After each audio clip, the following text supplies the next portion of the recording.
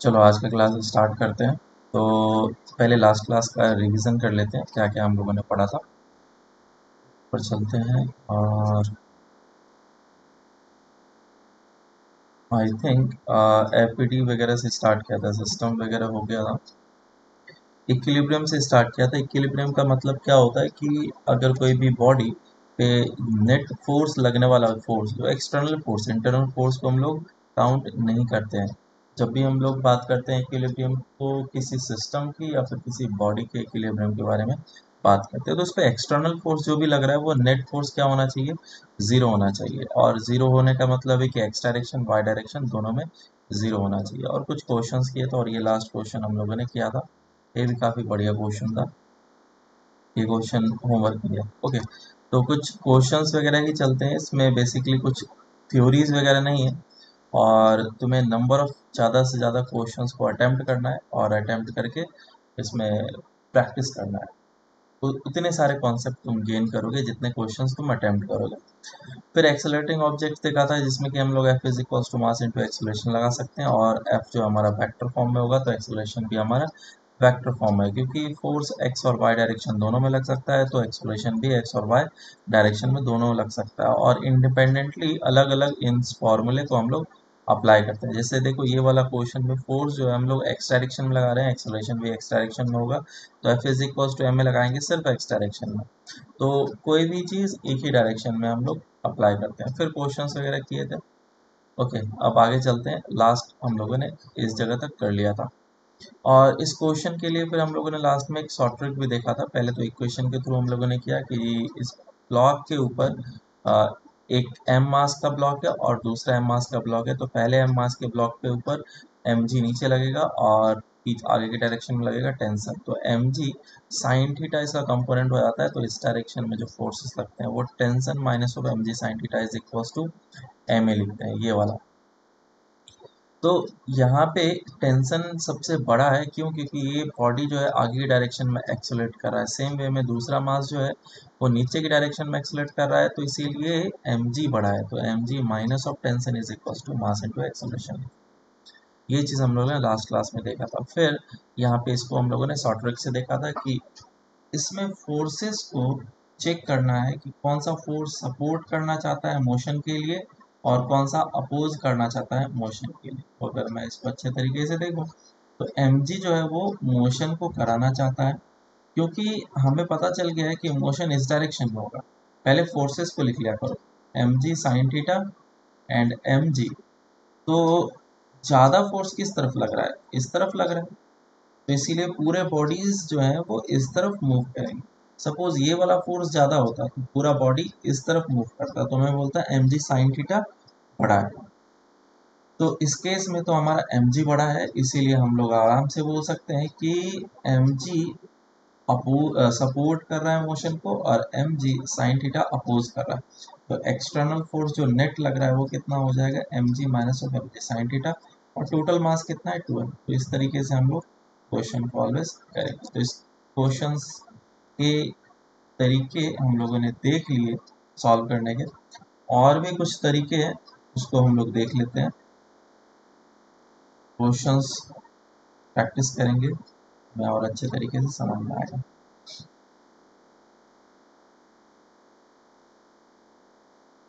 ठीक है, पहले तो इस क्वेश्चन को, इजी क्वेश्चन है।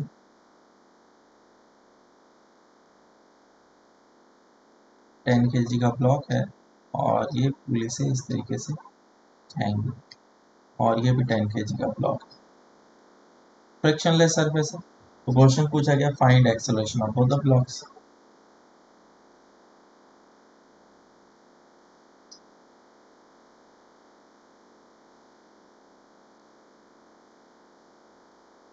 आंसर बताओ, शॉर्ट ट्रिक से करेंगे।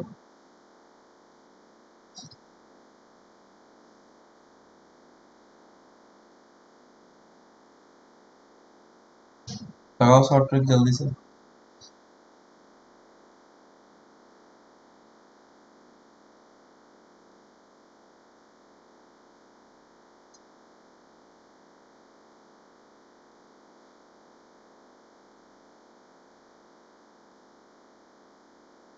एक्सटर्नल फोर्स देखो और टोटल मास नीचे कितना लगा हुआ है तो देखो, तो ये आंसर आ जाएगा। 5 मीटर पर सेकेंड स्क्वायर। 5। चलो आई थिंक अब तक में आ जाना चाहिए, नहीं आया तो चलो अब हम इसको सॉल्व करेंगे। और कोई भी डाउट है तो पूछ सकते हो कि हाँ सर नहीं समझ में आया, कैसे किया आपने, बता दो वापस। तो पहले मैं सिस्टम को बना लूँगा इस तरीके से, जितने भी मासेस हैं मूव कर रहे हैं, दोनों का सेम एक्सेलरेशन है, मेक श्योर कर लेंगे बिल्कुल, हाँ दोनों का सेम एक्सेलरेशन है, एक ही धागे से बंधा हुआ है। और इस पे जो फोर्स लग रहा है वो 10G लग रहा है, और इस पे भी जो फोर्स लग रहा है वो 10G लग रहा है। लेकिन क्या ये 10G मोशन कराने में हेल्प या अपोज कर सकता है क्या? ना तो सपोर्ट करेगा, ना ही अपोज करे, क्योंकि परपेंडिकुलर डायरेक्शन में लग रहा है। इसको तो रहने दो, सिर्फ 10G फोर्स ही है जो इस पूरे बॉडी को मोशन करा रहा है। तो F external upon total mass, that will be the acceleration.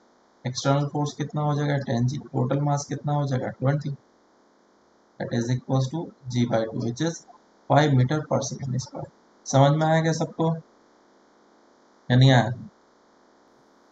और यस सर। और अगर इसका इक्वेशन हम लोग यस बनाना सर। चाहते हैं तो इक्वेशन कैसा हो जाएगा? 10G minus of tension is equal to mass into acceleration.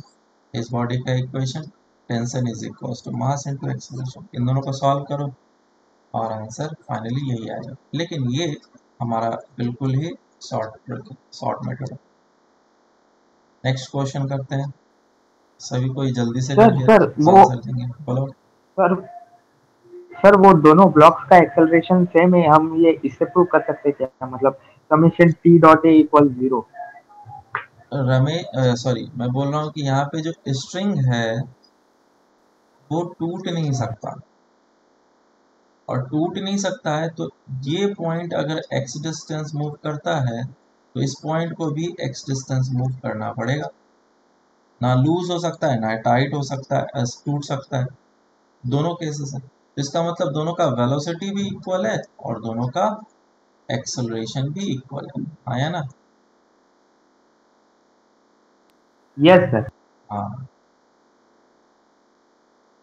अब देखो इस जगह पे क्वेश्चन कुछ इस तरीके से दिया गया है, ये ब्लॉक है और ये पुली से अटैच्ड है।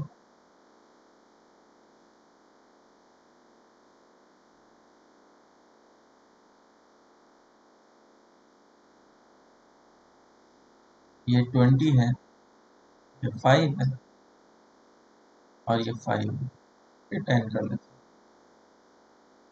फाइंड एक्सेलरेशन, देखता हूँ सबसे पहले किसका आंसर आता है।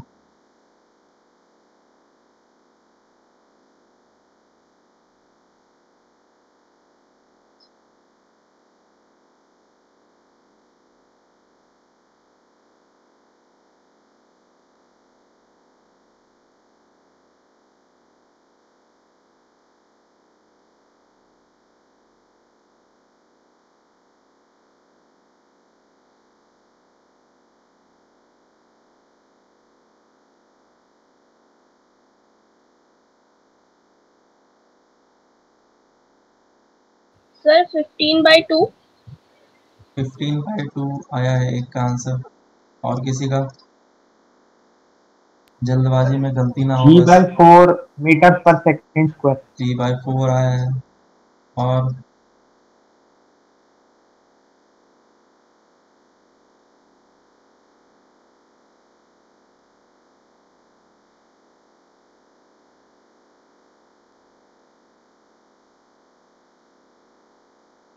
Sir half. 1/2 metre per second square, और किसी का? सर G/4 बोला था, G/4। G/4।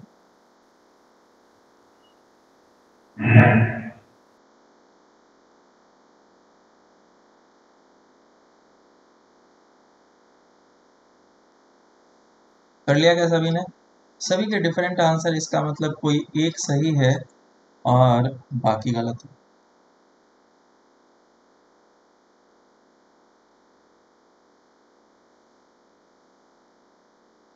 क्या प्रॉब्लम हो गया इस क्वेश्चन में, समझ में क्यों नहीं आ रहा है तुम लोग को? चलो देखते हैं किस तरीके से करेंगे। पहले मैंने एक सिस्टम बना लिया ब्लॉक्स को इंक्लूड करते हुए। ये सिस्टम ऐसा, इस डायरेक्शन में लगेगा 10G और इस डायरेक्शन में लगेगा 5G। और इस पे जो 5G लगेगा ये किसी काम का नहीं, ना तो इसको आगे मूव कराएगा ना इधर मूव कराएगा, तो ये 5G किसी काम का नहीं। तो दो ही फोर्सेस हैं जो कि रिस्पॉन्सिबल है मोशन के लिए, आइदर सपोर्ट या फिर अपोज करेगा। तो F external divided by total मास, क्या ये एक्सटर्नल फोर्स मोशन कराना चाहता है इस डायरेक्शन में और ये अपोज करना चाहता है, लेकिन बॉडी तो ऊपर की डायरेक्शन मूव करेगा, तो ये 5G अपोज कर रहा है। तो 10G minus of 5G divide by total मास। और ये जो 10G फोर्स है वो किस किस ब्लॉक को एक्सेलरेट करा रहा है, तीनों ब्लॉक को एक्सेलरेट करा रहा है। इसीलिए टोटल मास जब हम लोग नीचे लिखेंगे तो वो क्या लिखेंगे, 10 + 5 + 5।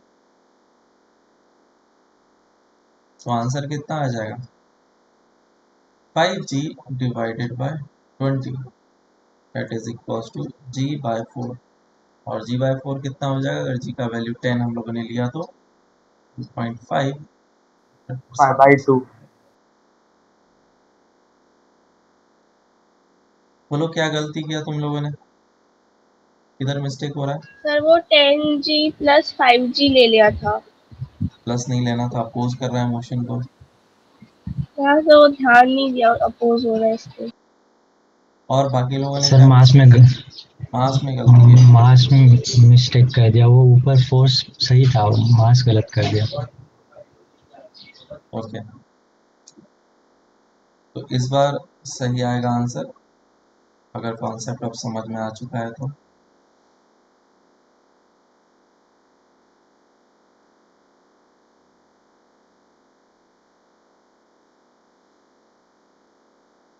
ये एक M1 मास का ब्लॉक है और दूसरा जो मास है वो M2 मास का ब्लॉक है। तो बोला गया find acceleration of the blocks, और एज्यूम करो कि M1 बड़ा है, let's say M1 is greater than, find acceleration.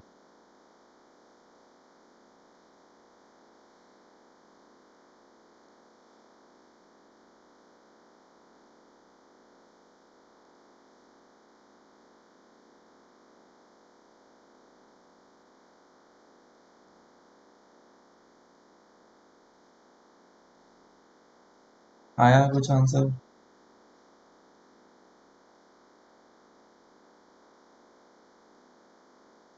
M1 - M2 upon M1 + M2 into G। Okay. Sir sir same M1 answer. - M2 into G upon M1 + M2। हम्म, आया क्या सभी का, sir same. Same. Same sir. Same. तो ये जो system अभी तुम्हें दिख रहा है इसे हम लोग एटवुड मशीन बोलते हैं, एटवुड मशीन। तो किसी किसी क्वेश्चन में अगर लिखा जाए कि एटवुड मशीन है, उस पर फोर्सेस वगैरह लगाए जा रहे हैं तो एक्सेलरेशन फाइंड आउट करो, तो घबराने की जरूरत नहीं, यही सिस्टम को एटवुड मशीन बोला जाता है, एक सिंपल सा चीज़। ठीक है, तो इसके जो रिजल्ट आएंगे हमें याद रखना। पहले मैं एक नॉर्मल मेथड से करके बता देता हूँ, प्रॉपर मेथड से। ये ब्लॉक्स हैं M1 एंड M2। अब इस पे जो फोर्सेस लग रहे होंगे नीचे की डायरेक्शन में M1G लगेगा और ऊपर लगेगा टेंशन, और नीचे की डायरेक्शन में लगेगा M2G और ऊपर की डायरेक्शन में लगेगा टेंशन। ये एक्सेलरेट इधर करेगा और ये एक्सेलरेट इधर करेगा, दोनों का एक्सेलरेशन सेम। तो इस पे अगर हम लोग देखें F = ma लगाएं तो M1G minus of tension is equals to mass into acceleration, ये इक्वेशन आएगा। दूसरा अगर इस पे इक्वेशन लगाएंगे क्या आएगा, tension minus M2G is equals to mass into acceleration, और इन दोनों इक्वेशन को ऐड कर लो, टेंशन टेंशन कट जाएगा। So M1G minus of M2G is equals to M1 plus of M2 into A हो जाएगा। So acceleration will be equals to M1 minus of M2 G upon M1 plus of M2। ये आता है acceleration का formula, जो कि तुम्हें अच्छे तरीके से याद होना चाहिए। बहुत बार क्वेश्चन में हम लोग डायरेक्टली अप्लाई करेंगे। और टेंशन का जो फॉर्मूला निकल करके आता है, क्योंकि अब इसमें वैल्यू को पुट कर लो तो टेंशन आ जाएगा, एक्सेलरेशन का वैल्यू पुट कर लो तो टेंशन कुछ इस तरीके से आता है 2m1 m2 g upon m1 plus of m। और ये तुम्हें अच्छे तरीके से याद होना चाहिए टेंशन का फॉर्मूला। बोलोगे सर निकाल तो सकते हैं, निकालोगे तो टाइम लगेगा, तुम्हारा 1 मिनट का टाइम ले लेगा। और अगर तुम्हें याद है तो 1 मिनट सेव हो जाएगा। तो कंपटीशन में 1 मिनट काफ़ी ज़्यादा इम्पोर्टेंस रखता है। तुम दूसरों से ज़्यादा रैंक लेकर के आ पाओगे, अच्छा रैंक लेके आ पाओगे अगर टाइम सेव अच्छी तरीके से करो। सो ये हमारा टेंशन। अब शॉर्ट ट्रिक से देख लेते हैं। शॉर्ट ट्रिक में हम लोग क्या देखेंगे, इस ब्लॉक के ऊपर और इस ब्लॉक के ऊपर फोर्स लग रहा है, इस डायरेक्शन में लगेगा m1g और इस डायरेक्शन में लगेगा m2g। हमें अब ऑलवेज एक्सटर्नल फोर्स देखना होता है, इंटरनल नहीं। जैसे टेंशन वगैरह तो लग रहा होगा, लेकिन ये सारे टेंशन कैसे, इंटरनल फोर्सेस है। तो इंटरनल फोर्सेस हमें कभी नहीं देखना है। तो m1g बड़ा है तो सभी सिस्टम को इस तरीके से एक्सलेट कराएगा वो। External force upon total mass ही हमारा होगा एक्सेलरेशन। एक्सटर्नल फोर्स कितना हो जाएगा, m1g minus of m2g divide by total mass that is m1 plus of m2। ये आ जाएगा हमारा आंसर। सो ये एक्सेलरेशन आ जाएगा सिंपल सा। नेक्स्ट क्वेश्चन करते हैं।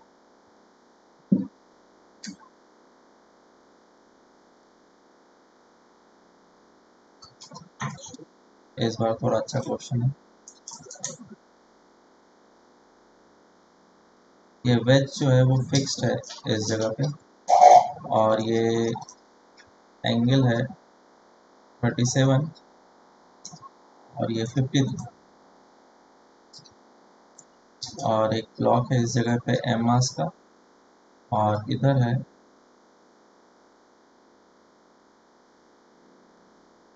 मासेस को मैं चेंज कर देता हूँ, वैल्यूज पुट कर लेता हूँ इधर 10 kg एंड 10 kg।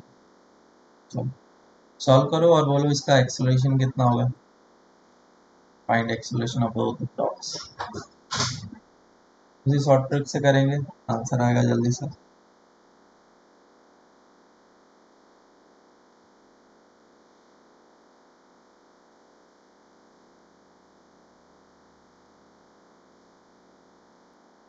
तो आई थिंक सभी ने सेम आंसर और सही आंसर निकाला है। अभी मैंने चेक नहीं किया है, सही के बारे में नहीं बोल सकता हूँ, लेकिन सभी का सेम आ रहा है, इसका मतलब सही होगा।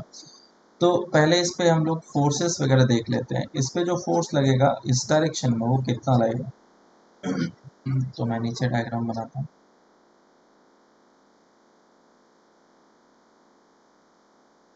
ये 10 kg का मास है और 10 kg का मास है, तो 100 न्यूटन जो है वो वर्टिकली डाउनवर्ड लगेगा, दोनों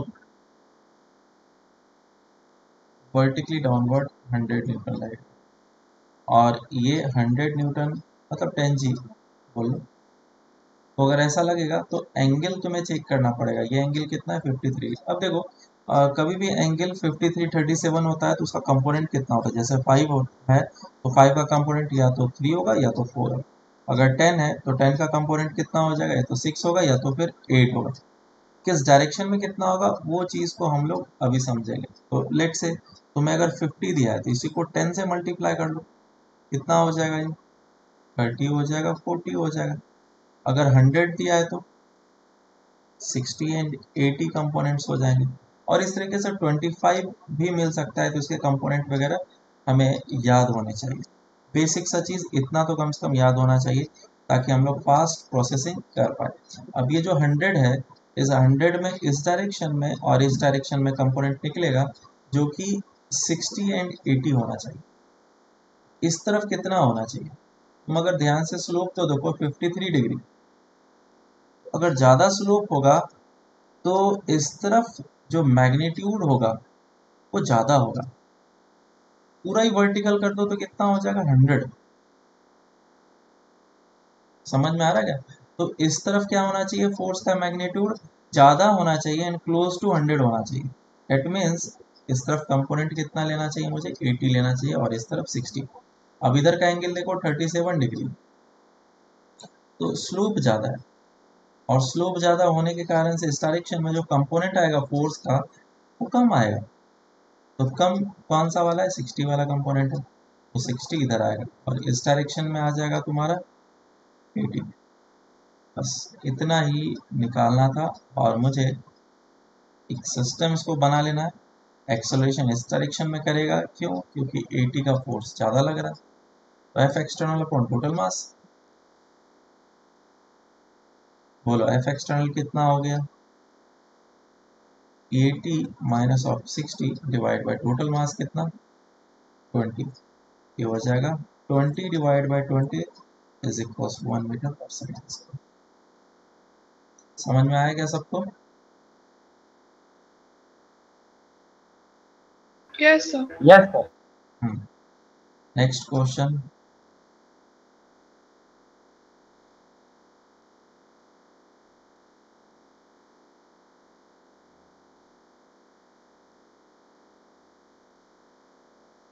ये 53 डिग्री और ये 37,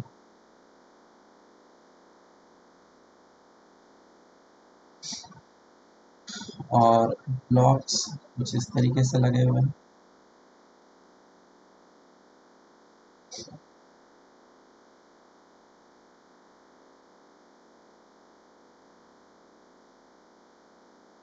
ये 10 kg,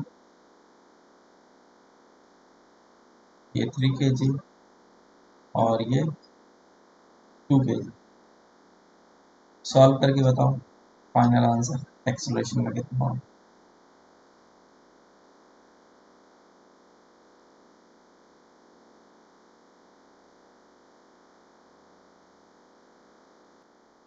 तो तुम लोग का आंसर 10/3 आ रहा है, इसको चेक करते हैं कि सही है गलत।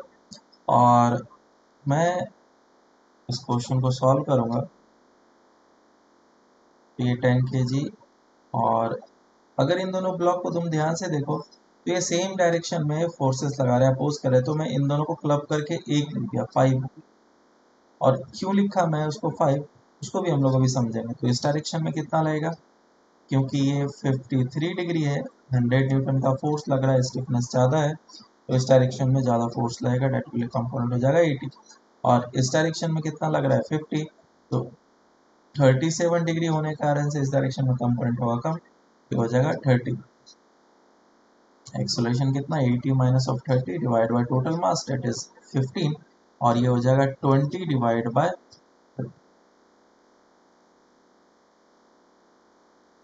4/3 आ रहा है आंसर। क्या प्रॉब्लम हो गया तुम लोग को? सर 80 माइनस 30 और 50 होगा।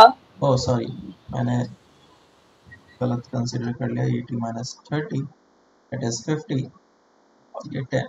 हाँ, तो 10/3 आ गया आंसर। देखो मैंने इसको डायरेक्टली एक साथ 5 में क्लब क्यों किया, क्योंकि अगर तुम इसको फोर्सेस देखोगे तो ये कितना लगेगा 2g साइन 37, और इस पे जो फोर्स लगेगा वो कितना लगेगा 3g साइन 37।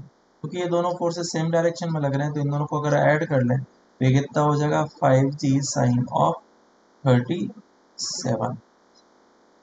इसीलिए मैंने डायरेक्टली, ये क्या है 5g है, और इसका कंपोनेंट इस डायरेक्शन में आ जाएगा 5g साइन 37।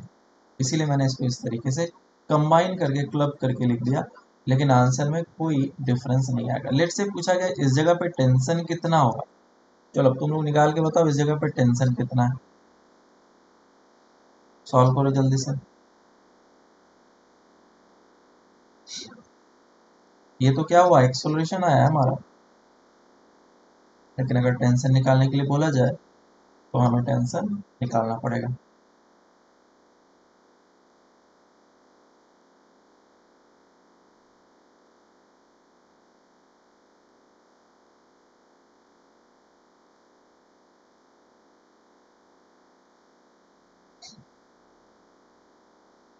आया क्या टेंशन किसी का?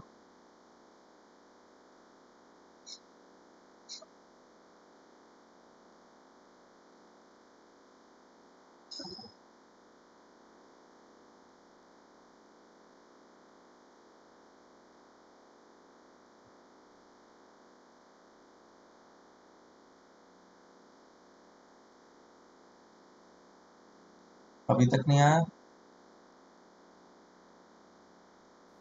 28G/16।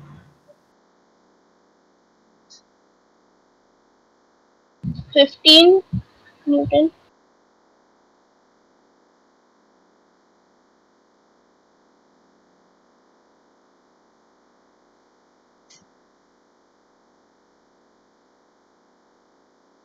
तो देखो टेंशन जो है हमारा वो इतना निकल करके आ जाएगा।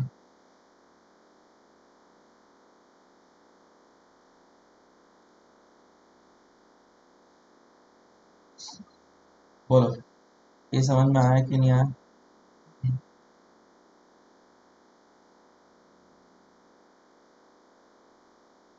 Yes sir. यस सर, समझ गया। नहीं समझा यस क्या? सर। मैंने सिर्फ समझा। हाँ 2 kg ब्लॉक का एपीडी बनाया जिसपे टेंशन आगे की डायरेक्शन में लेगा और पीछे की डायरेक्शन में 2G sin 37 लेगा और इसका एक्सोलेशन हमें पता है ए। तो मैंने उस पर इक्वेशन लिख दिया। टेंशन एक्सोलेशन के डायरेक्शन में फोर्स ज़्यादा होता है तो tension minus 2G sin 37 is equals to mass into acceleration. Mass कितना है 2, तो 2a लिख दिया मैंने इसको और वैल्यूज को पुट कर लिया और इधर से टेंशन निकाला। तो सिंपल है, काफ़ी आसान क्वेश्चन। चलो तो एक और क्वेश्चन कर लेते हैं लास्ट, उसके बाद फिर हम लोग आगे बढ़ेंगे।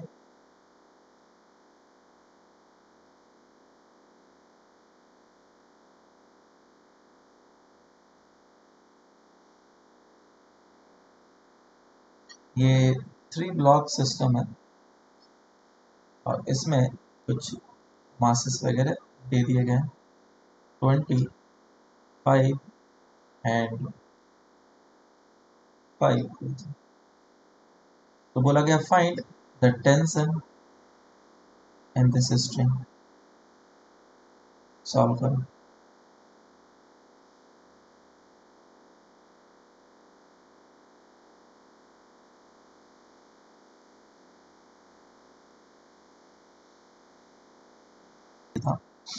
देखो तो क्वेश्चन काफी आसान है और सबसे पहले इन सभी। सर हाँ बोलो।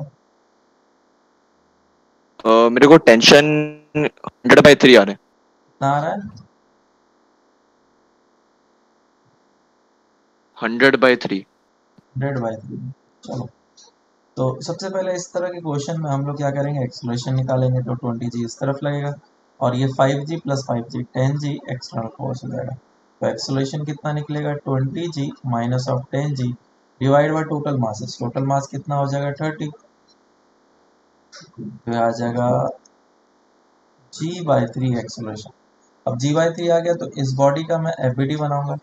मैं यहाँ पे इसका FBD बनाऊंगा। नीचे की डायरेक्शन में रहेगा 5G, ऊपर रहेगा टेंशन। और क्योंकि इसका एक्सोलेशन ऊपर की डायरेक्शन में होगा तो इक्वेशन क्या लिखा गया, tension minus of 5G is equal to mass into acceleration. और टेंशन फिर हमारा कितना आ जाएगा निकल के, tension is equal to 5A plus of 5G। Acceleration कितना है हमारा G/3 और ये 5G। कितना आ रहा है आंसर, 5 इंटू 4G/3। तो इधर से आंसर देखें तो ये जो है 20G/।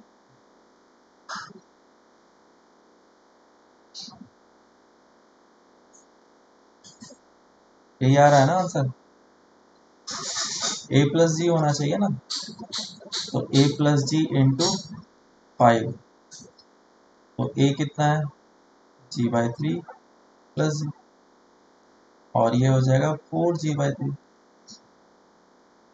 बोलो समझ में आया क्या या नहीं आया? Yes sir. तो फिर आंसर गलत क्यों आ रहा है?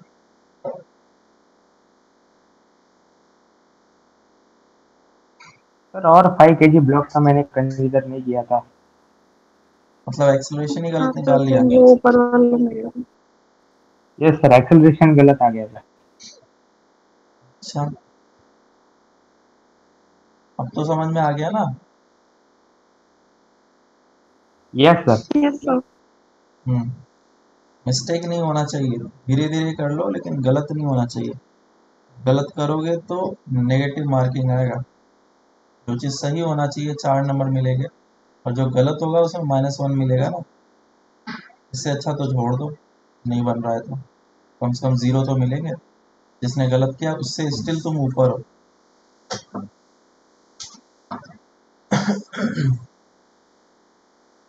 ठीक है, तो ये सारे शॉर्ट ट्रिक वगैरह हम लोग आसानी से लगा सकते हैं। कुछ ऐसे क्वेश्चंस भी होते हैं जिसमें हम लोग शॉर्ट ट्रिक नहीं लगा सकते हैं, जैसे कि मैं एक एससी वर्मा का क्वेश्चन करा रहा हूँ, काफ़ी बढ़िया क्वेश्चन है।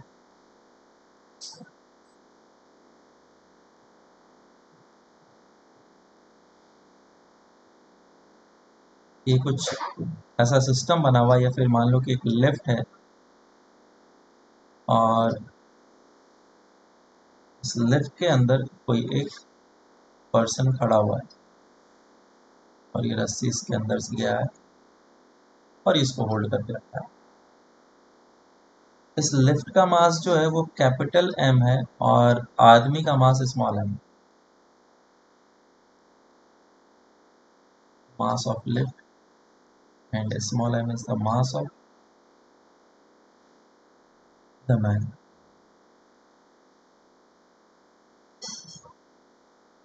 तो तुम्हें बताना है कि अगर इस आदमी को इक्विलिब्रियम में रहना है तो इस रस्सी के ऊपर वो कितना फोर्स लगा है। पहला फर्स्ट क्वेश्चन ये।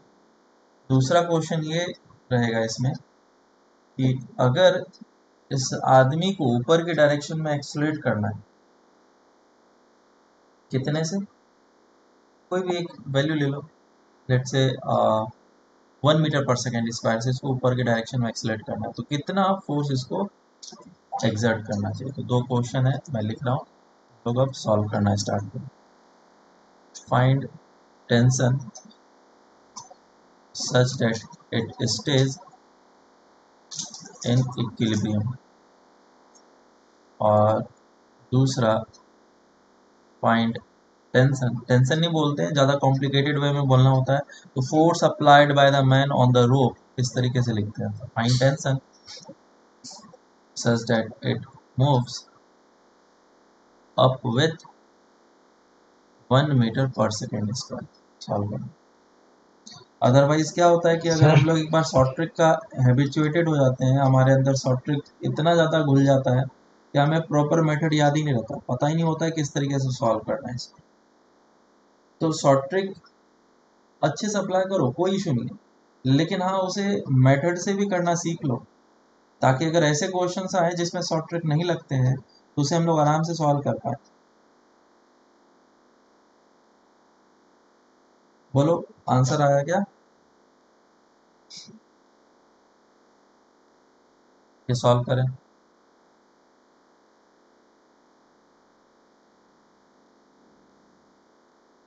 चलो ठीक है, देखो सॉल्व करते हैं। सबसे पहले हम लोग क्या करेंगे, एक एक इंडिविजुअल पार्ट को या फिर सिस्टम को देखेंगे और उस पर हम लोग फोर्सेस वगैरह लगाएंगे या फिर एफबीडी बनाएंगे। ठीक है, तो मैं एक आदमी का अलग एफबीडी बना रहा हूँ, ये पर्सन है, इस पे अलग एफबीडी बनाऊंगा, और एक जो लेफ्ट है उसका अपना अलग एफबीडी बनाऊंगा।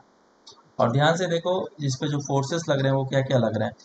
इस लिफ्ट के ऊपर डायरेक्शन में लगेगा टेंशन, और क्योंकि इस जगह पे कांटेक्ट मेंटेन किया गया है तो वो जो आदमी होगा उस पर नॉर्मल लगाएगा नीचे की डायरेक्शन में, और खुद का मास होने के कारण से mg फोर्स तो लगेगा ही लगेगा। अब इस आदमी पे देखते क्या क्या लग रहा है। ऊपर की डायरेक्शन में टेंशन, क्योंकि इस जगह पे रस्सी को पकड़ के रखा है, रस्सी इसको ऊपर खींचने की कोशिश करेगा, और mg तो नीचे लगेगा ही लगेगा। और नॉर्मल, क्योंकि इस लिफ्ट के कारण से उस आदमी के ऊपर नॉर्मल लगेगा। ऐसा हो गया। और अब इसमें इक्वेशन तुमने बनाने, तो क्योंकि अभी इसे इक्विलिब्रियम में रहना है, और इक्विलिब्रियम में रहने के लिए नेट फोर्स क्या होना चाहिए, 0। So tension plus of normal should be equals to mg, और इस तरफ क्या हो जाएगा, tension is equals to mg plus of normal, ऐसा आ जाएगा। तो दो इक्वेशन, दो अननोन, इसको आराम से हम लोग सॉल्व कर सकते हैं। हमें क्या चाहिए, टेंशन चाहिए, तो नॉर्मल को कैंसिल आउट करना पड़ेगा, और नॉर्मल को कैंसिल आउट करने के लिए क्या करें, इन दोनों को ऐड कर लेते हैं, फर्स्ट एंड सेकेंड। ये हो जाएगा 2t is equals to capital mg plus of small mg। So tension कितना आ जाएगा, capital M plus small m g divided by 2। तो जितना टेंशन होगा उतना ही आदमी तो फोर्स लाएगा रस्सी के ऊपर। अगर ये आदमी है, ये रस्सी पकड़ के रखा है, तो रस्सी के ऊपर अगर ये F से पुल करेगा तो रस्सी क्या करेगा, F से इसको खींचेगा। थर्ड लॉ है ना। टेंशन तो हमारा कितना हो जाएगा, F हो जाएगा। तो क्वेश्चन में यही पूछा जाता है कितने से खींचना चाहिए, तो कंफ्यूज होने की जरूरत नहीं, वो टेंशन ही तुमसे पूछ रहा है। पहला पार्ट तो हमारा हो गया। दूसरा पार्ट क्या है, find the tension such that वो ऊपर एक्सेलरेशन से मूव करें। तो अब इस जगह पे अगर इसको एक्सेलरेट करना है तो इसी इक्वेशन में चेंजेस आने चाहिए। दोनों जो है वो किस तरफ मूव करेंगे, तो दोनों बॉडी का एक्सेलरेशन देखो, दोनों बॉडीज जो है वो किस तरफ एक्सेलरेट करेंगे। मैं वापस से इसका डायग्राम बना लेता हूँ। अभी भी जो फोर्सेस लगेंगे वो वैसे ही लगेंगे, टेंशन और नॉर्मल ऐसा ही लगेगा। नीचे की डायरेक्शन में mg, टेंशन, नॉर्मल ऐसा ही लगेगा। अब इन दोनों बॉडीज के अगर एक्सेलरेशन देखेंगे तो एक्सेलरेशन किधर होगा, ऊपर की डायरेक्शन में। और अगर लिफ्ट ऊपर की डायरेक्शन में जाता है तो आदमी भी ऊपर की डायरेक्शन में साथ साथ में जाएगा ए से, तो दोनों का एक्सेलरेशन सेम होना है और वो भी ऊपर की डायरेक्शन। ऐसा हो गया। अब इस पे इक्वेशन लिख दो। इस वाले पे इक्वेशन क्या लिखेंगे, ऊपर की डायरेक्शन में एक्सेलरेशन है तो ऊपर में जो भी फोर्स लग रहा है वो बड़ा है, is equals to minus of mg is equals to mass into acceleration. और इस पे इक्वेशन क्या होगा, that tension minus of n minus of mg is equals to mass into acceleration। ये कैपिटल M है, लिफ्ट है ऐसा। अब क्या करना चाहिए, इन दोनों को ऐड कर ले तो नॉर्मल हमारा कैंसिल आउट हो जाएगा, एन एन चला गया और आ जाएगा 2t minus of mg minus of capital mg और ये capital M plus small m into a। So 2t will be equals to capital M plus small m और उस तरफ भी सेम चीज आएगा, तो ये हो जाएगा a plus of g। So tension will be equals to capital M plus small m divide by 2 into g plus of. ये हमारा आंसर है। सबको समझ में आया क्या या नहीं आया? Yes, sir. आना चाहिए। और एफबीडी बनाना बहुत ही ज़्यादा इम्पोर्टेंट है। अगर एफबीडी तुम्हें नहीं आता है तो समझ लो आधे से ज़्यादा क्वेश्चन तुमसे बनेंगे नहीं। बहुत सारे क्वेश्चंस में शॉर्ट ट्रिक अप्लाई नहीं कर सकते हम लोग इसको सिस्टम, हालांकि इस क्वेश्चन को हम लोग सिस्टम के थ्रू करेंगे आगे जा करके, अभी नहीं। बराबर, ठीक है। अब Yes, हम sir. लोग स्टार्ट करते हैं स्प्रिंग कोर्स। स्प्रिंग के बारे में तो मैं ऑलरेडी हर एक चीज़ पता है, तो ज़्यादा मैं इसको डिटेल में बताऊंगा नहीं।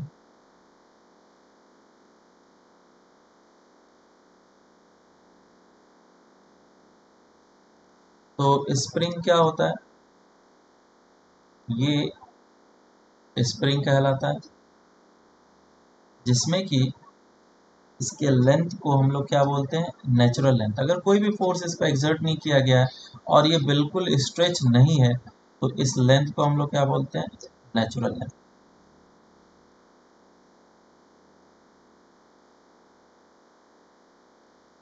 और नेचुरल लेंथ पे अगर रहेगा तो स्प्रिंग के अंदर टेंशन कितना होगा, 0 होगा, कोई भी टेंशन नहीं। लेकिन अगर हम लोग स्प्रिंग को अब स्ट्रेच करते हैं, खींचते हैं, और खींचने के बाद इसको नेचुरल लेंथ से मैं अगर एक्स डिस्टेंस खींचता हूँ नेचुरल लेंथ से, तो इस स्प्रिंग में जो टेंशन आएगा that will be equals to K X, where K is called spring constant. पता है ये चीज या नहीं है? Yes, sir. पता है. Yes, sir. Yes, sir. नहीं पता हो तो बता देना कि हाँ सर मैं तो पहली बार ही देख रहा हूँ, तो दुनिया में ही नहीं पता था के का मतलब क्या होता है, तो उसको मैं थोड़ा अलग तरीके से समझा दूंगा। So tension is equals to K X, और इस जगह पे एक्स जो है वो हमारा मीन पोजीशन नहीं बोलूंगा मैं, इसको बोलूंगा नेचुरल लेंथ से डिस्प्लेसमेंट।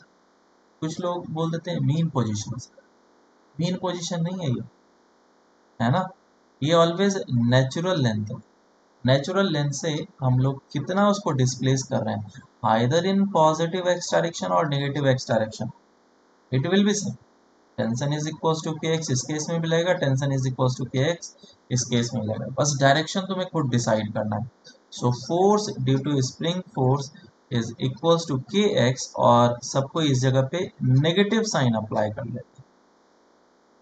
ऐसा क्यों? मैं ऑलवेज इसको यूज करूंगा क्योंकि डायरेक्शन मुझे खुद ही निकालना है। नेगेटिव साइन क्यों यूज करते हैं? नेगेटिव साइन इसलिए यूज करते हैं कि जिस डायरेक्शन में तुम डिस्प्लेसमेंट दोगे, तुम जिस भी डायरेक्शन में x को बढ़ाओगे उसके अपोजिट डायरेक्शन में फोर्स लगेगा। अब देखो स्प्रिंग फोर्स यहाँ पे किधर लगेगा, इस डायरेक्शन में, क्योंकि ये स्प्रिंग चाहता है मैं सिकुड़ जाऊं, तो इस पॉइंट पे फोर्स, स्प्रिंग जो फोर्स होगा वो इस डायरेक्शन में लगेगा, and that will be equals to K X. इसीलिए यहाँ पे एक माइनस साइन लगा देते हैं क्योंकि force is in negative direction. बात समझ में आया क्या? Yes sir. हाँ, लेकिन तुमने अगर डायरेक्शन दिखा दिया तो यहाँ पे माइनस साइन नहीं देना है, ये माइनस सिर्फ डायरेक्शन के लिए ही है। लेकिन अगर तुमने यहाँ पे डायरेक्शन दे दिया है तो वापस से माइनस मत लगाना, आंसर गलत। तो मेरा हमेशा एक ही फंडा रहता है कि मैग्नीट्यूड में हर एक बार लो और डायरेक्शन खुद से देख कर चेक कर लो, लगा लो, अप्लाई कर लो। Okay, Yes, sir. Yes, sir. तो कॉम्बिनेशन ऑफ स्प्रिंग भी देख ही लेते हैं साथ साथ।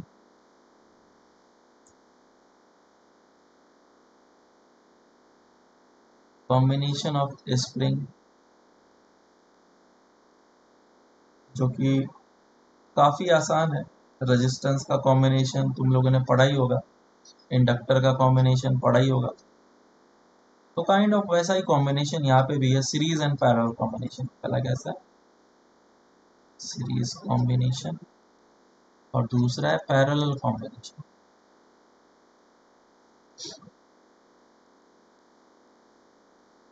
कोई भी दो स्प्रिंग अगर सीरीज में लगा हुआ है और दोनों का स्प्रिंग कांस्टेंट K1 है और K2 है, तो बताओ इसका K इक्विवेलेंट कितना हो जाता है? तुम पहले बिना सोचे समझे ये बताओ कि सीरीज कॉम्बिनेशन में स्प्रिंग कांस्टेंट बढ़ेगा या घटेगा? पहले हम लोग फील करते हैं कि स्प्रिंग कांस्टेंट है क्या चीज। स्प्रिंग कांस्टेंट का मतलब ऐसे सोच सकते हो, कोई भी स्प्रिंग बहुत ज़्यादा हार्ड है, टफ है उसको स्ट्रेच कर पाना, तो के का वैल्यू क्या होगा, ज़्यादा। जैसे ट्रेन में देखते हो स्प्रिंग लगा होता है, ये लोड है और ये मोटा सा स्प्रिंग लगा होता है। ट्रेन में देखा है कभी किसी ने स्प्रिंग? सौभाग्य तुम्हारे तो तुमने कभी देखा हो ट्रेन में स्प्रिंग लगा हुआ। नहीं, यस सर। काफ़ी हैवी होता है, काफ़ी Yes, मोटा सा, sir. है ना। तो वो स्प्रिंग का स्प्रिंग कांस्टेंट मैं क्या बोलूँगा, बहुत ही ज़्यादा है, बहुत हैवी है। और अगर मैं एक पेन में लगा हुआ स्प्रिंग देखूं, जो पेन में भी तो स्प्रिंग आते हैं ना, स्प्रिंग वाला पेन यूज किया है कि नहीं? Yes, sir. Yes. हाँ, उसके स्प्रिंग अगर तुम निकाल के Yes, देखो sir. तो उसका स्प्रिंग कांस्टेंट काफी कम होगा। क्यों? आराम से तुम दोनों हाथ से उसको पुल कर सकते हो। वही ट्रेन का स्प्रिंग तो हाथ लगा लो, हाथ ही लगा लो, बहुत ही टफ है। तो इसका स्प्रिंग कांस्टेंट काफी ज्यादा और इसका स्प्रिंग कांस्टेंट काफी कम कंपैरेटिवली। तो ये हो गया के का मतलब, जो कि मैंने तुम्हें फील करा दिया। अब यहाँ पे K1 और K2 है, दो स्प्रिंग है जो कि सीरीज में लगा हुआ है। तो तुम मुझे बस इतना सा बताओ कि स्प्रिंग कांस्टेंट जो नया इक्विवेलेंट वाला बनेगा, इन दोनों के जगह पे मैं एक ही स्प्रिंग यूज करूँ, वो ज्यादा लचकदार होगा या फिर ज्यादा टफ होगा, हार्ड होगा, क्या होगा? Hard होगा। Hard होगा। सोच के बोलना। और इन दोनों इस पैरेलल कॉम्बिनेशन की बात करते हैं। अगर इन दोनों स्प्रिंग की जगह पे मुझे एक ही स्प्रिंग यूज करना है के इक्विवेलेंट वाला, तो इस केस में के इक्विवेलेंट ज्यादा होगा या कम होगा?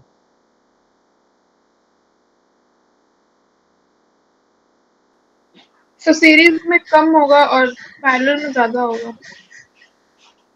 और कोई?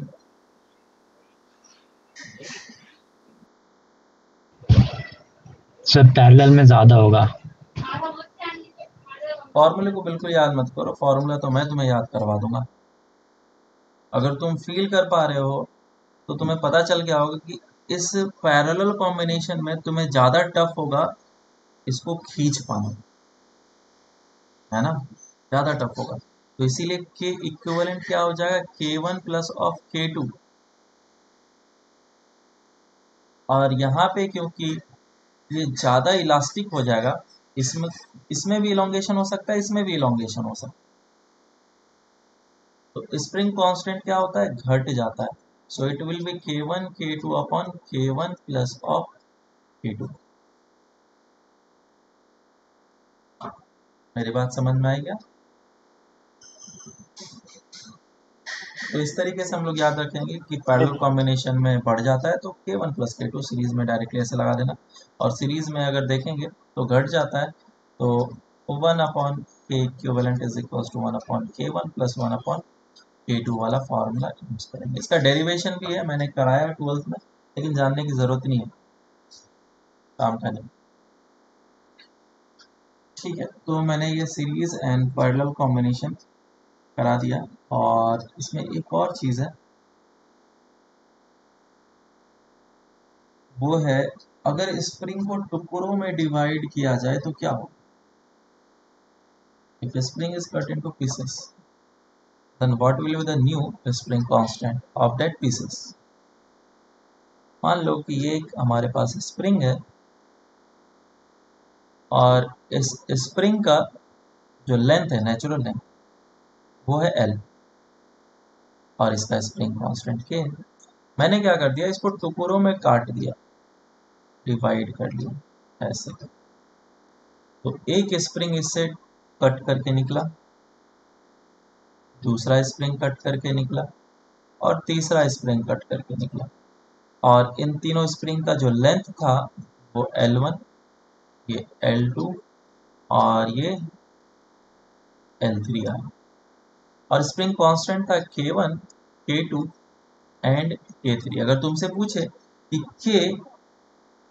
K1 का वैल्यू कितना होगा और तुमसे मैं ये पूछूं कि K1 का वैल्यू ज्यादा होगा K से या बराबर होगा या कम होगा, कंपेयर करो बस।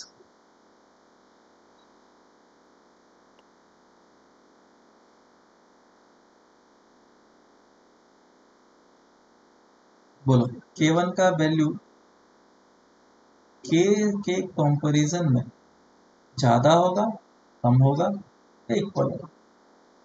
क्या लग रहा है? सर कम होएगा। सर इक्वल होगा। इक्वल होगा सर। इक्वल होगा। और कोई कुछ?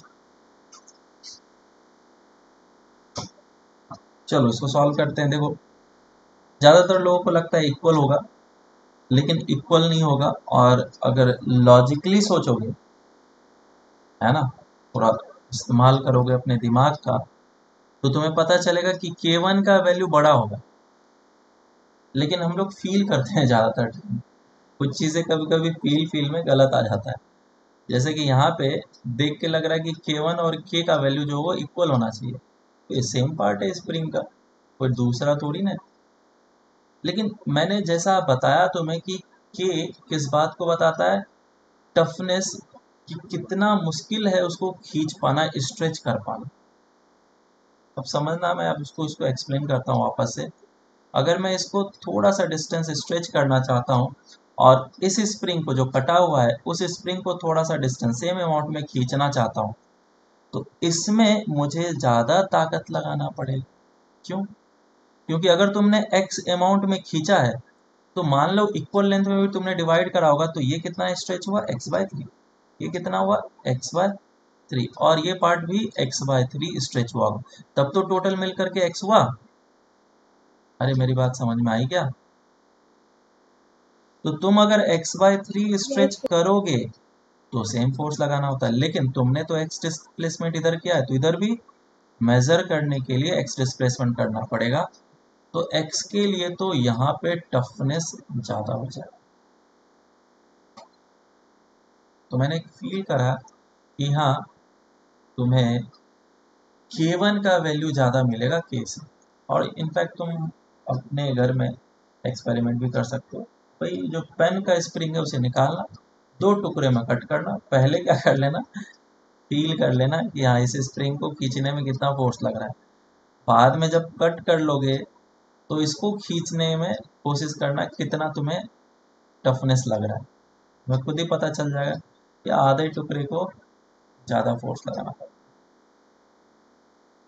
बहुत खींच मत देना, डिफॉर्म हो जाएगा, फिर स्प्रिंग ही नहीं बचेगा वो। बराबर। सर वो वापस समझा सकते हो? कौन सा? ऊपर वाला पार्ट? सर ये, यस सर, ये पूरा। देखो ये जो एक पार्ट है स्प्रिंग का, ये दूसरा पार्ट और ये तीसरा पार्ट, अगर तुमने एक्स स्ट्रेच किया है तो हो ना हो इस छोटे से पार्ट में x/3 इलोंगेशन हुआ होगा, इस दूसरे पार्ट में x/3 इलोंगेशन हुआ होगा और इस वाले पार्ट में भी x/3 इलोंगेशन हुआ होगा, तभी तो तीनों जुड़ करके x हुए हैं। Yes sir. एज्यूमिंग दैट सभी का लेंथ सेम है। अब मैं वापस इस जगह पे एक पार्ट पे आ जाता हूँ। तुम्हें दोनों स्प्रिंग में x इलोंगेशन करना है, इसमें भी और इसमें भी। तो अगर इसमें x इलोंगेशन करना है तो तुम्हें ज्यादा फोर्स अप्लाई करना पड़ेगा, टफनेस विल बी मोर, क्योंकि x/3 तक में ये फोर्स जो अप्लाई किया था वो सही था, कोई दिक्कत नहीं, लेकिन x डिस्प्लेसमेंट के लिए तुम्हें ज्यादा लगाना आया ना। Yes sir. अब देखो ये किस तरीके से खुद को एडजस्ट करता है, तो उसके लिए आराम से हम लोग ये लिखेंगे that the multiplication of these two, length and spring constant, will be always same. K into L will be equals to K1 L1 is equals to K2 L2 is equals to K3 L3। ये simple सा याद रखना है। Sir हाँ बोलो। Sir वो springs को equal length में कट किया है ना? अभी मैंने अनइक्वल कर दिया, समझाने के लिए मैंने इक्वल रखा था ताकि मैं x/3 x/3 x/3 कह सकूं। Okay sir. सो जेई में क्वेश्चन पूछा गया कि एक स्प्रिंग है और इस स्प्रिंग का लेंथ L है और इसको 2 टुकड़ों में बांटा गया। It is cut into 2 pieces having length L/3 and another one is 2L/3। पूछा गया find the ratio of spring constant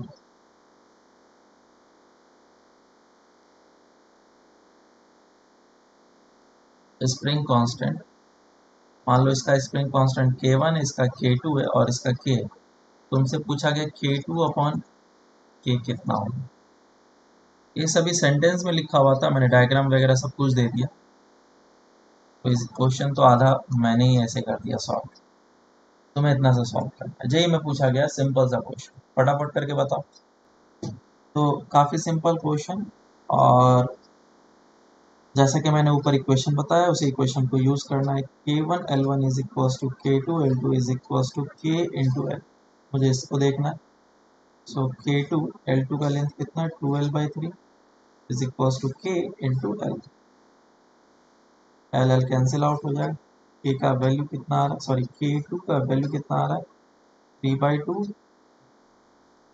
जैसा कि मैंने बताया स्प्रिंग कांस्टेंट K1 और K2 दोनों बढ़ जाएगा। अब क्या करना है, मुझे रेशियो लेना है दोनों को। सो K2/K will be equals to, simple answer. समझ में आया क्या सबको?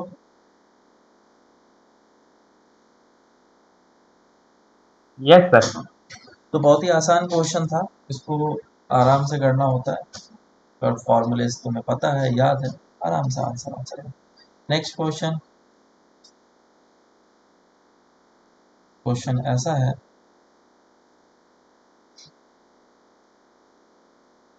ये मास का ब्लॉक है, find the extension in the spring. बहुत बार क्वेश्चन कर लिया हुआ, फटाफट बता दो।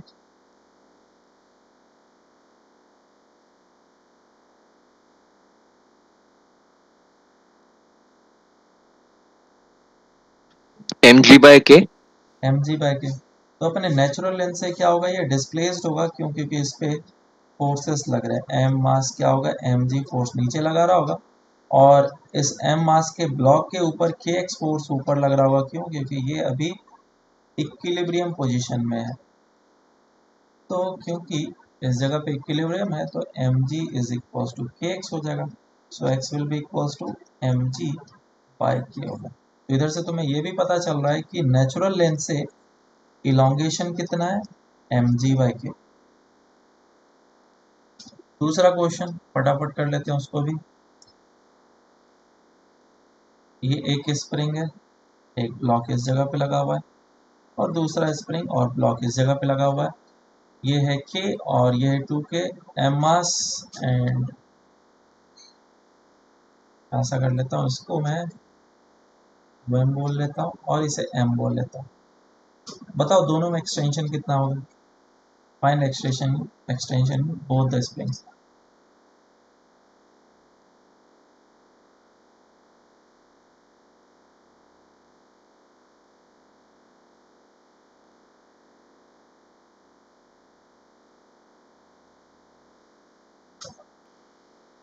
तो अगर इसको हम लोग सॉल्व करेंगे, सबसे पहले इस तरह के क्वेश्चन के लिए करो कि लेट्स से दैट इसमें जो एक्सटेंशन हुआ है वो x1 हुआ है, और इसमें जो एक्सटेंशन हुआ है x2 हुआ है। दोनों इंडिविजुअल स्प्रिंग में एक्सटेंशन देख लिया, और दोनों का फिर एफबीडी बनाएंगे। पहले नीचे वाले ब्लॉक का एफबीडी बनाते हैं। एम मास का ब्लॉक है, तो नीचे की डायरेक्शन में लगेगा mg, और ऊपर की डायरेक्शन में फोर्स लगेगा। फोर्स कितना लगेगा, kx, लेकिन इसका स्प्रिंग कांस्टेंट है 2k, तो इस पे ये फोर्स लगे। अब इसका एफबीडी बना लेता हूँ। तो जहां जहां पे भी कांटेक्ट है स्प्रिंग का, वो फोर्स तो लगेगा ही लगेगा। 2mg नीचे लगेगा, और स्प्रिंग जो है वो खुद ही फोर्स लगाएगा 2kx2, क्योंकि स्प्रिंग दोनों एंड्स पे फोर्स लगाता है।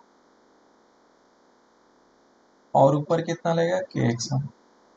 क्योंकि अभी ये सिस्टम पूरा इक्विलिब्रियम में है, तो हम लोग फोर्सेस को बैलेंस कर लेते हैं। इसको अगर बैलेंस करेंगे तो mg is equal to 2kx2, so x2 will be equals to mg/2k। ये आ गया। और अगर हम लोग इसको देखेंगे, इसको देखने पे आएगा k x1 is equals to 2mg plus of 2kx2, और 2kx2 किसके बराबर है, mg के बराबर। ये हो जाएगा 3mg/k। क्या सबको समझ में आया क्या? Yes sir. Yes, sir. Yes sir.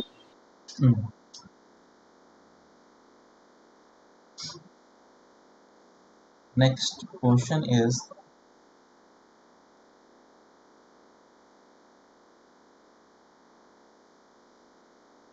कुछ इस तरीके से है।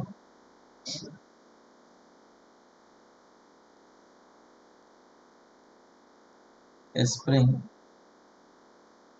एक स्प्रिंग k1 और दूसरा स्प्रिंग k2, और इसके ऊपर F फोर्स लगाया जा रहा है। अभी सिस्टम पूरा इक्विलिब्रियम में है।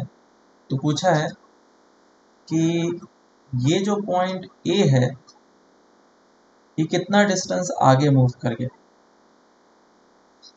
अगर नेचुरल लेंथ पे होता तो कहीं यहाँ पे होता, तो ये कुछ डिस्टेंस आगे मूव कर चुका है, तो ये डिस्टेंस तुम्हें बताना है। Find x, the distance by which point A has moved considering the system is in equilibrium। Solve. इस क्वेश्चन के लिए कभी कभी इसका एक्सेलरेशन भी पूछा जाता है, मैंने तो सिर्फ डिस्प्लेसमेंट पूछा है। तो सिंपल सा चीज़ ये है कि अगर तुम्हारा स्प्रिंग जो 1 वाला है वो x1 डिस्प्लेसमेंट करेगा तो पॉइंट ए भी उतना ही डिस्प्लेस करेगा। वही तो पूछना चाह रहा है वो, है कि नहीं? क्योंकि ये स्प्रिंग अभी नेचुरल लेंथ पे होगा। जैसे तुमने फोर्स अप्लाई किया तो ये स्प्रिंग स्ट्रेच होकर के यहाँ पे आ गया, तो जितना एक्सटेंशन तुम्हारा स्प्रिंग 1 में होगा उतना ही वैल्यू x का होगा। सो K2 एंड K1, और करना कुछ नहीं है, तुम्हें फोर्सेस को बैलेंस करना है। अगर इस पॉइंट पे देखेंगे तो इस पॉइंट पे जो फोर्स लग रहा है इस डायरेक्शन में लग रहा है, इसमें मान लो x2 एक्सटेंशन है और इसमें x1, इस डायरेक्शन में फोर्स क्या लगेगा K2x2। और इस पॉइंट पे अगर हम लोग देखेंगे तो इस पॉइंट पे आगे की डायरेक्शन में फोर्स लगेगा K2x2 और पीछे के डायरेक्शन में रहेगा K1x1। आया ना? बोलो इसमें कोई भी समस्या है, कोई भी प्रॉब्लम है, पूछ सकते हो। क्या ये से नहीं समझ में आया? फोर्स बैलेंस करा है मैंने बस, सही है क्या? अगर ये सही है तो हम लोग बोल सकते हैं K1x1 is equals to K2x2 is equals to F। मुझे क्या निकालना है? x1 निकालना है। x1 निकालना है तो इस इक्वेशन को यूज कर लो। सो F will be equals to K1x1, so x1 will be equals to F upon K1। बोलो होगा या नहीं होगा?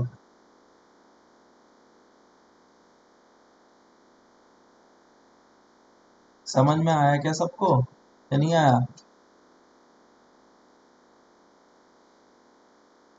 ओके। पर सर अब फोर्स तो हम लोग x2 वाले स्प्रिंग पे लगा रहे हैं ना, तो उसके डायरेक्शन मतलब हाँ उसके रिस्पेक्ट में होना चाहिए ना।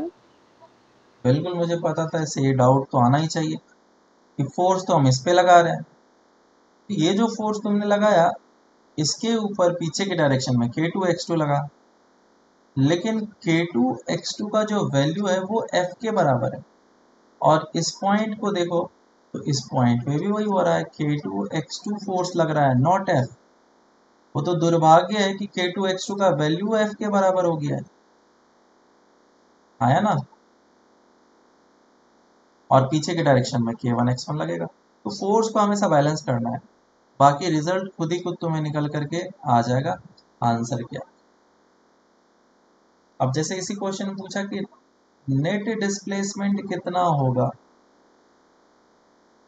इस पॉइंट का, F फोर्स लगाया जा रहा है, तो नेट डिस्प्लेसमेंट कितना हुआ अगर मेन पोजीशन से होता तो नेट डिस्प्लेसमेंट हम लोग कैसे निकालते? x1 का डिस्प्लेसमेंट और x2 का डिस्प्लेसमेंट ऐड कर लो, this will be the net displacement which will be equals to x1 का वैल्यू हो जाएगा F अपॉन K1 और x2 का वैल्यू हो जाएगा F अपॉन K2। दोनों को ऐड कर लो, कितना हो जाएगा 1/K1 प्लस 1/K2। और तुम्हें मैं याद दिला दूं कि इन दोनों स्प्रिंग का मैंने K इक्विवेलेंट निकाला हुआ है। अगर इन दोनों स्प्रिंग को मैं एक स्प्रिंग बना लूं तो क्या इसे K इक्विवेलेंट लिखूंगा, और इस पे अब फोर्स लग रहा है, इसका जो डिस्प्लेसमेंट होगा वो x नेट तुम्हें आंसर देगा direct. So x net will be equals to F is equals to KX होता है। x कितना हो जाएगा F divided by K equivalent, और K इक्विवेलेंट का फॉर्मूला क्या होता है 1/K1 plus 1/K2। 1/K equivalent is equals to 1/K1 plus 1/K2, ये फॉर्मूला होता है। ये क्या लिखा है F into 1/K equivalent. Answer कितना आ गया? सेम। आया ना? यस सर, तो वो मैंने x नेट ही निकाल दिया था x हाँ, नेट। इसीलिए मैंने इस वापस से इसको बताया कि तुम्हें फर्क नजर आए कि तुमने किया क्या है आगे। ठीक है, तुमने बेसिकली एक्सनेट निकाल लिया तो आंसर डिफरेंट आ ओके सर। गया। चलो अब आगे चलते हैं और कुछ क्वेश्चंस हैं उसे भी देखते हैं।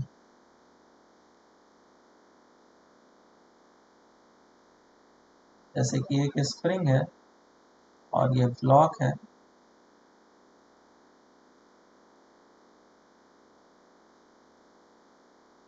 ये ऐसा, इसका के वैल्यू है ये 2k है और ये 2k है। तो बोला कि सिस्टम का के इक्विवेलेंट कितना होगा, फाइंड करो, फाइंड के इक्विवेलेंट ऑफ द सिस्टम।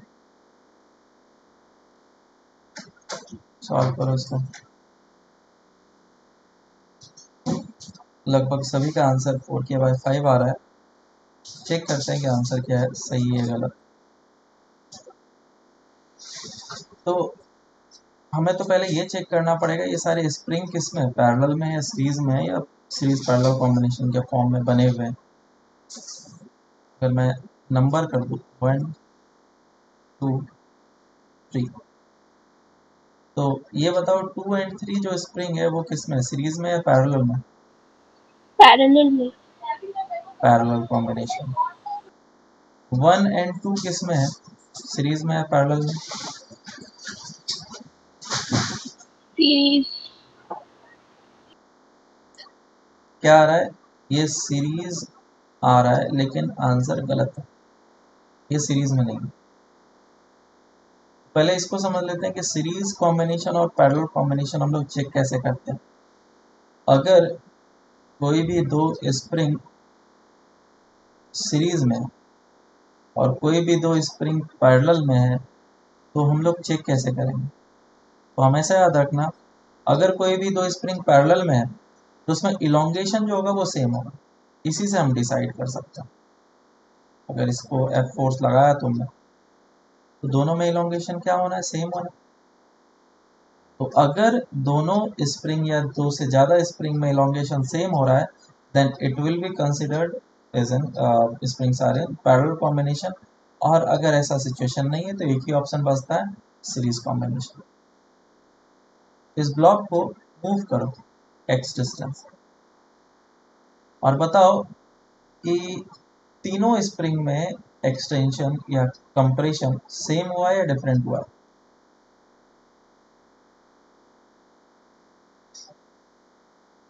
क्या हुआ, सेम है या डिफरेंट?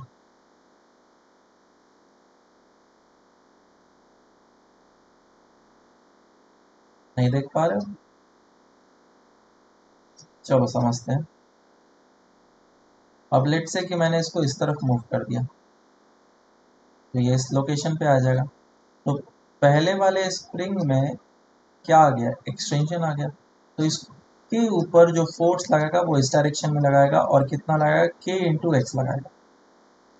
और इस सेकेंड वाले स्प्रिंग में हो गया कंप्रेशन, कंप्रेशन होने के कारण से इस डायरेक्शन में फोर्स लगाएगा, कितना लगाएगा 2k इंटू एक्स, क्योंकि कंप्रेशन हर एक में x ही हुआ।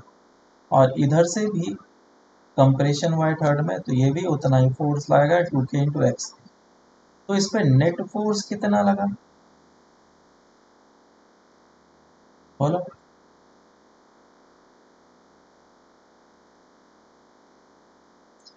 That is equals to 5kx। k equivalent कितना है, 5k है बेसिकली। हमने समझने में गलती कर दिया। बेसिकली यहाँ पे हर एक स्प्रिंग किसमें है, पैरेलल में, क्योंकि सभी में एक्सटेंशन या कंप्रेशन क्या हुआ है, सेम अमाउंट में हुआ। तो all the springs are in parallel. तो k क्या करना होगा, सिंपली ऐड करना होगा। k equivalent is equals to k1 plus k2 plus k3। समझा क्या या नहीं समझा, वो बताओ। नहीं समझ में आया सर क्या? अगर टू सर हम्म, सर अगर सेकेंड और थर्ड वाला स्प्रिंग देखें तो वो दोनों पैरेलल में है, तो पहले उन दोनों का के इक्विवेलेंट लेके फिर अगर 1 से करेंगे तो फिर तो वो सीरीज में आएगा ना। तो सीरीज में नहीं है, वो भी पैरेलल में ही है। वही तो मैं बता रहा हूँ। अभी दो स्प्रिंग को ही कंसिडर करो, ये एक स्प्रिंग है और ये एक स्प्रिंग है। ये 4k का स्प्रिंग है और ये k स्प्रिंग है। ये दोनों स्प्रिंग किस में है, पैरेलल में या सीरीज में? ये पैरेलल में है। ये तुम देख पा रहे हो कि ये सीरीज में दिख रहा है, तुम्हें ऐसा दिख रहा है, इसका मतलब ये नहीं कि ये सीरीज में हो गया। बीच में ब्लॉक रख दो, पैरेलल में दोनों बन जाएंगे। ब्लॉक यहाँ पे रख दो, सीरीज में बन जाएंगे दोनों। समझा क्या?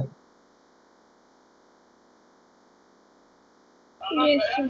हम्म सर पैरेलल और सीरीज के लिए कंडीशन क्या है? कंडीशन ये ऑलवेज याद रखना कि अगर दो स्प्रिंग में एक्सटेंशन या कंप्रेशन सेम हुआ है तो मैं बोलूँगा कि spring are is in parallel, और अगर सेम नहीं हुआ तो दूसरा ही कॉम्बिनेशन बचता है, सीरीज। ठीक है, इफ एक्सटेंशन और compression is same in the string, then they are in parallel। याद रहेगा? सर मतलब एक्सटेंशन और कंप्रेशन की वैल्यू सेम रहनी चाहिए, या फिर बस दोनों एक्सटेंड हो रहे हैं, या फिर दोनों एक साथ ना ना, कंप्रेस हो रहे हैं? दोनों के मैग्नीट्यूड सेम होना चाहिए। एक 2 सेंटीमीटर कंप्रेस हुआ है, दूसरा भी 2 सेंटीमीटर एक्सटेंड होना चाहिए या कंप्रेस होना चाहिए। ठीक है, ओके सर।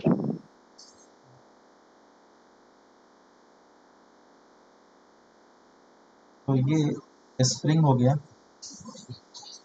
अब दो चीज़ें और हैं, एक वेइंग मशीन है और एक स्प्रिंग बैलेंस है। उन दोनों को समझ लेते हैं।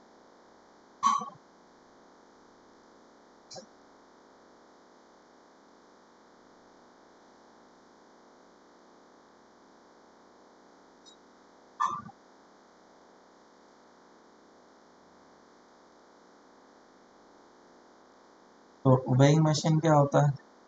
मेजर करता है मास को, है ना, उसके ऊपर चढ़ जाते हैं और वो मेरा वेट बता देता है। किस तरीके से वर्क करता है एक वेइंग मशीन है और इसके ऊपर कोई भी आदमी खड़ा है, तो वेइंग मशीन किस चीज को मेजर करता है, बता सकता है?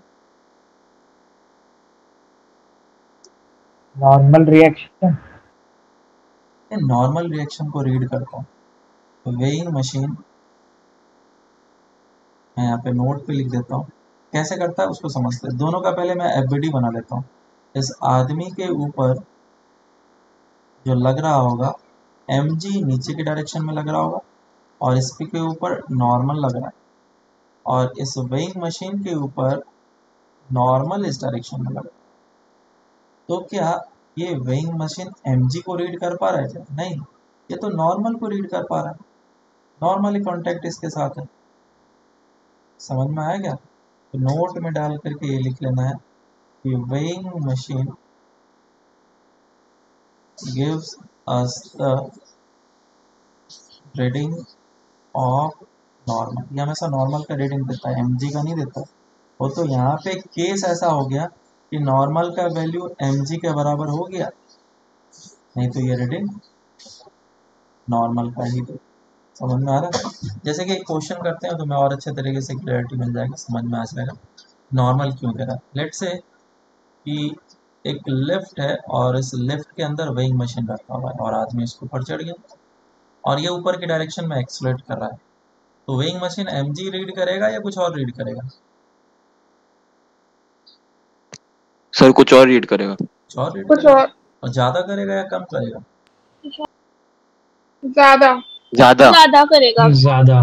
ज़्यादा करेगा, है ना। तो ये मैंने फील कर लिया। अब चलो मैं इसको दिखाता हूँ किस तरीके से होगा। तो मैंने एक ऑब्जर्वर लिया जो ग्राउंड में है और ग्राउंड फ्रेम में मैं इसको देख रहा हूँ।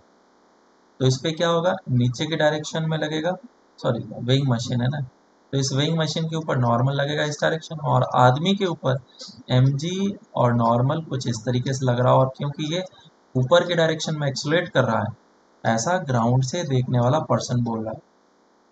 तो इस पे क्या लिखेंगे, f is equals to M S, so n minus of M G is equals to M S, so n is equals to m into G plus of A.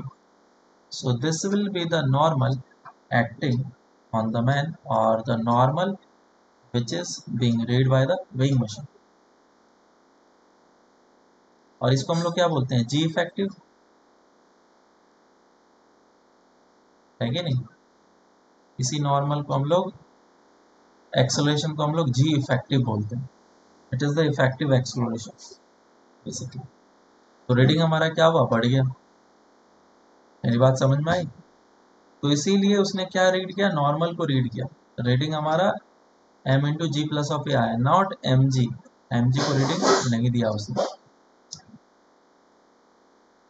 Next देखो, अगर इसी में बोल दिया जाए कि लेफ्ट नीचे की डायरेक्शन में एक्सेलरेट कर रहा होता तो क्या होता, m of g minus a। कितना आता रीडिंग, घट जाता m of g minus a। mg minus a। m of g minus of A, और इसी को हम लोग g इफेक्टिव बोलेंगे। ठीक है, तो ये सिंपल से कुछ चीज़ें थे, और भी चीज़ें हैं जो कि मैं बता सकता हूँ। चलो आगे आगे देखेंगे। स्प्रिंग पहले बैलेंस देख लेते हैं, स्प्रिंग बैलेंस। तो एक और क्वेश्चन का, ये एक वेइंग मशीन है। मान लो कि वेइंग मशीन का वेट बिल्कुल नेग्लिजिबल, और इसके ऊपर रखा मास 20 kg, और एक और वेइंग मशीन है और इसके ऊपर रखा 10 kg। तो ये फर्स्ट वेइंग मशीन और सेकेंड वेइंग मशीन, दोनों का रीडिंग बताना है। देखो, वेइंग मशीन का कुछ जगह पे ऑप्शन में तुम्हें केजी में रीडिंग मिल सकता है, आंसर मिल सकता है, और या फिर किसी जगह पे न्यूटन में आंसर मिल सकता है। तो टेंशन नहीं लेना है, जहाँ पे भी तुम्हें रीडिंग न्यूटन में मिले तो जी के साथ रखना है, और जहाँ पे नहीं मिलेगा उसको जी को हटा देना है बस।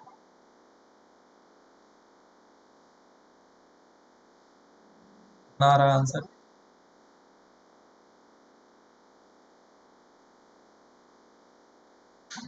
So फर्स्ट का 10g, सेकंड का 3, थर्ड 30 जी। और चलो एफबीटी बना के देख लेते हैं। एफबीटी अगर बनाएंगे तो नीचे की डायरेक्शन में 10g लगेगा, ऊपर की डायरेक्शन में n1, और इस वेइंग मशीन पे नीचे की डायरेक्शन में n1 लगेगा। तो n1 का वैल्यू कितना हो जाएगा, 10g। और अब इसके बारे में देख लेते हैं। तो 20 kg पे नीचे की डायरेक्शन में लग रहा है n1, 20g इधर लगेगा ही लगेगा, और ऊपर लगेगा n2, और वेइंग मशीन पे n2 नीचे लग रहा है सेकेंड वाले पे। तो n2 का वैल्यू निकालना है, that will be n1 plus of 20g, ये आ जाएगा 30g।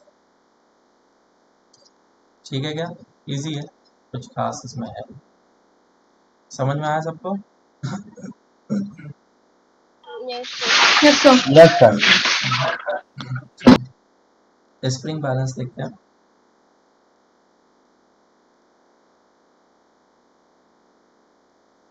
सो स्प्रिंग बैलेंस क्या होता है,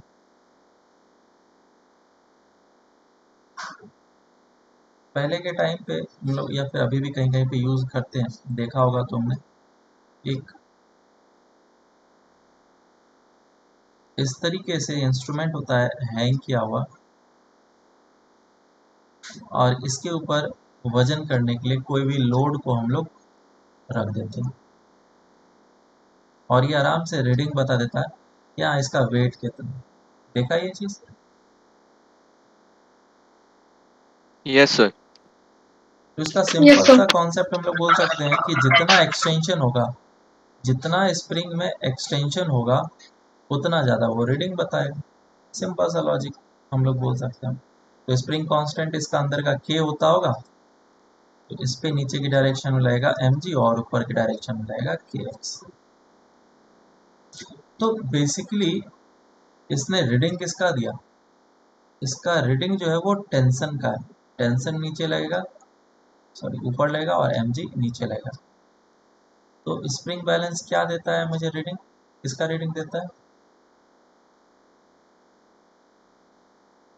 tension gives us the reading of tension. Tension का रीडिंग देता है, ना कि वो mg का। तो ऊपर वाले केस में भी हम लोगों ने यही देखा, किसका रीडिंग देता है, नॉर्मल का रीडिंग देता है, ना कि mg का। ओके, तो इसमें कुछ चीज़ें देख लेते हैं हम लोग, जैसे कि फिर से एक लेफ्ट है और इस लिफ्ट के अंदर स्प्रिंग बैलेंस है और एक मास को अटैच कर दिया कैपिटल है और ये ऊपर की डायरेक्शन में इसे एक्सलेट कर रहा है। तो बताओ स्प्रिंग बैलेंस में रीडिंग कितना होगा?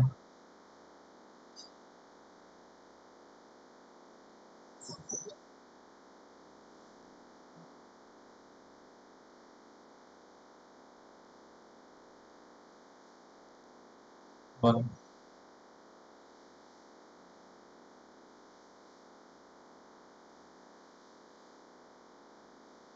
उतना ही होना चाहिए, कोई डिफरेंस थोड़ी ना होगा।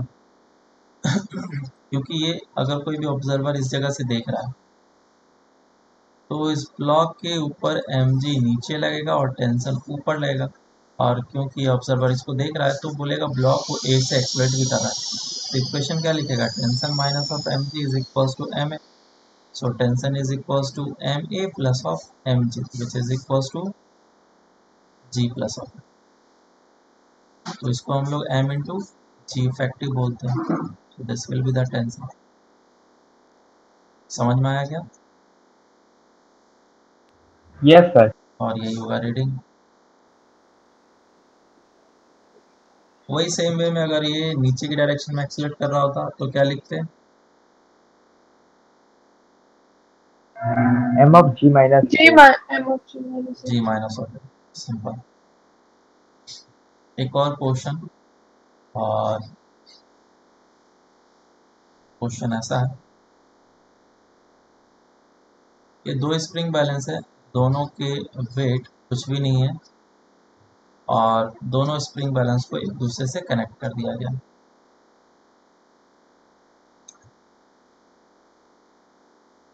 और इस जगह पे एक 10 kg का ब्लॉक लगा दिया गया।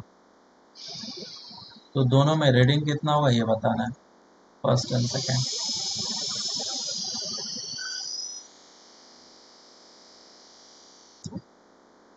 तो सिंपल है, दोनों क्या है? स्प्रिंग है, तो दोनों में जितना टेंशन होगा उतना ही रीडिंग होगा। अगर अच्छे तरीके से देखें तो नीचे लग रहा होगा 10g, ऊपर लग रहा होगा टेंशन 1, और इस पॉइंट पे भी नीचे लगेगा T1 और T2, और दोनों को इक्वल होना पड़ेगा। T1 is equal to T2। So reading in both the spring balance will be same which is 10g। Next question,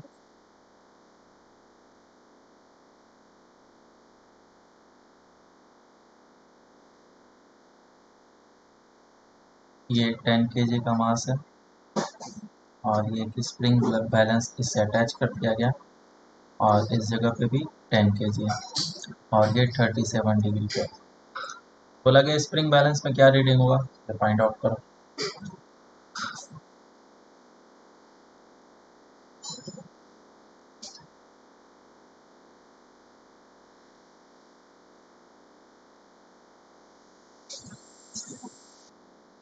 तो इस क्वेश्चन में तुमसे स्प्रिंग बैलेंस में अगर रीडिंग पूछा गया तो तुम्हें देखना ये है कि इसमें टेंशन कितना है। अगर टेंशन आ गया तो आंसर आ गया, क्योंकि स्प्रिंग बैलेंस किसका रीडिंग देता है? टेंशन का रीडिंग देता है ना। तो सबसे पहले एक्सेलरेशन निकाल लो। इस पे जो फोर्सेस लगेंगे वो 10g इधर लगेगा और इस तरफ कितना लगेगा? 10g sine 37 which will be I think 60।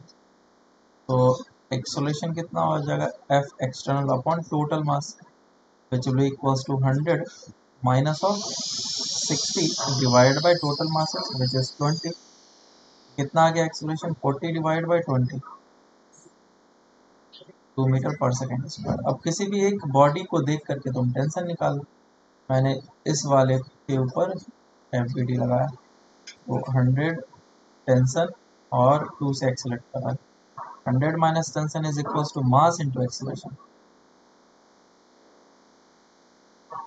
So tension कितना आ गया? 100 minus of 20 which is equal to 80 metre. ठीक है क्या? ये आंसर आ जाएगा सिंपल सा। समझ में आया क्या सबको? Yes sir. ओके, तो चलो लास्ट क्वेश्चन हम Yes, लोग sir. को करना है।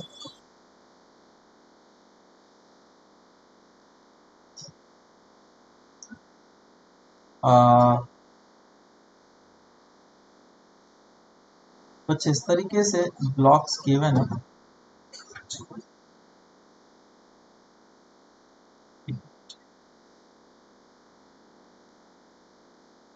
स्प्रिंग बैलेंस इस जगह पे लगाया गया है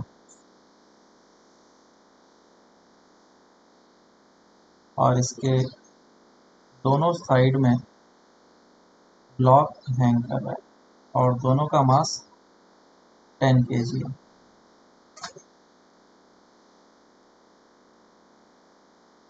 तो बोला गया इस स्प्रिंग बैलेंस में रीडिंग कितना होगा ये निकालें।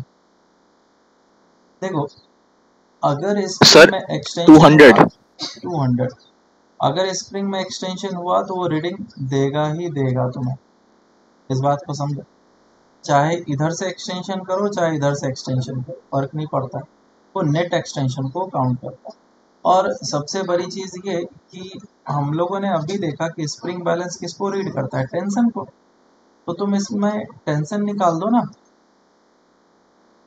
टेंशन जितना होगा उतना स्प्रिंग बैलेंस में रीडिंग देगा।